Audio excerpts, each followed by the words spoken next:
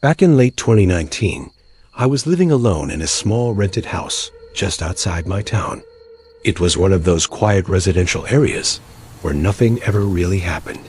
The street itself ended in a short dead end, and there were only 4 other houses nearby. Most nights after 8 p.m., the entire place felt abandoned. Streetlights hummed faintly, and the only movement usually came from stray cats or leaves blowing across the pavement. I worked remotely as a video editor, so my routine was painfully predictable. Wake up late, work for hours in silence, order food, then spend the evening watching random shows until sleep took over. I didn't get visitors. My friends always texted first, and deliveries were rare because I preferred picking things up myself. That's why the first knock stood out so much. It was around 8:40 p.m. on a Wednesday. I remember the exact time because I had just paused a documentary to refill my drink. 4 firm knocks echoed through the house, sharp enough to make me freeze mid-step. At first, I thought it might have come from the TV, but then it happened again. 2 more knocks, slower this time.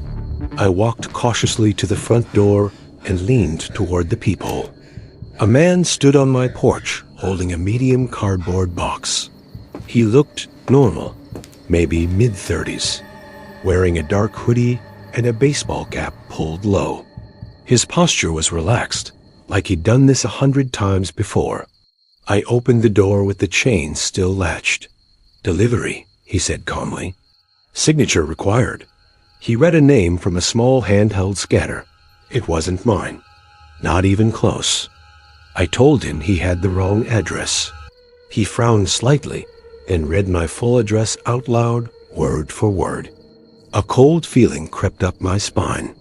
Eventually, he apologized and walked away down the driveway.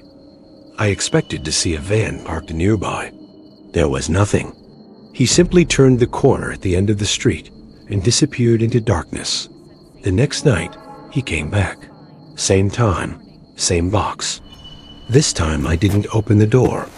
I spoke through it, telling him again he had the wrong house. He didn't respond immediately. Instead, he slowly looked toward my front windows, then toward the side yard, like he was memorizing something. On the 4th night, the knocking came from my kitchen window. That's when fear replaced confusion. Later that week, I woke to the faint metallic sound of my back door handle being tested. Turning, stopping, then turning again. I called the police while hiding in my bedroom closet. When officers arrived, they found fresh pry marks near the lock. 2 days later, they arrested a man in a nearby neighborhood carrying fake delivery boxes and a disconnected scanner device. He admitted he used them to study occupancy patterns. If someone answered, he moved on. If no one did, he came back later. Sometimes I still think about how close I came to ignoring that first knock. This happened when I was 17, just a few days after Christmas.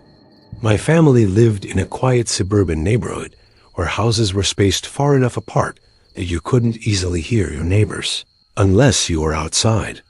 Holiday season was always loud in our house.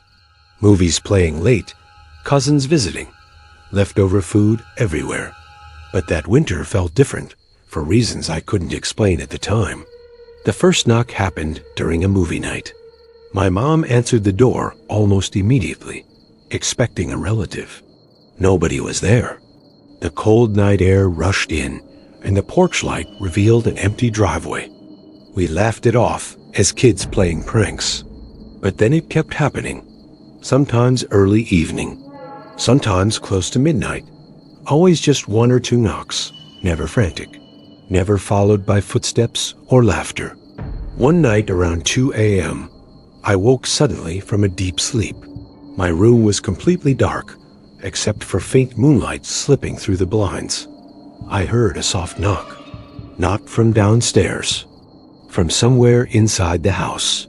My heart began pounding so loudly, it felt like it filled the room. I stepped into the hallway and looked toward the staircase. A shadow moved slowly upward. At first, I thought it was my dad coming to bed. Then the figure stepped into a patch of light. It was a man I had never seen before. He staggered like he was drunk, gripping the banister for balance. I backed into my room without making a sound and ran to wake my parents. We found him passed out on the living room couch, surrounded by opened beer cans. When my dad dragged him outside, we thought the nightmare was over. Seconds later, a window shattered inward. The man had punched through the glass, screaming threats and insisting the house belonged to him. Police later arrested him down the street, bleeding heavily from his hands. He claimed he once lived there years earlier and had mistaken our home for his old one. But he never explained the weeks of quiet knocking before that night. Even now, whenever I hear a faint tap on glass after midnight, I feel the same dread crawling back. Around 3 years ago, I was living in a rural town while doing volunteer work. The house assigned to me and my roommate stood alone at the edge of a wooded area. During the day, it felt peaceful. At night, it felt like the last building on earth. One evening after sunset, I was sitting at the kitchen table, scrolling through my phone, when I heard a single knock on the window above the sink. It was deliberate, too precise to be a branch. I ignored it at first. Then another knock came from the laundry room window. Then another from the living room. It felt like someone was circling the house. I locked myself in the bedroom with my roommate while the knocking moved from window to door.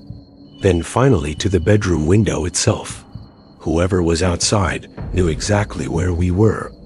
We called our landlord, who arrived with a shotgun minutes later. By then, the knocking had stopped.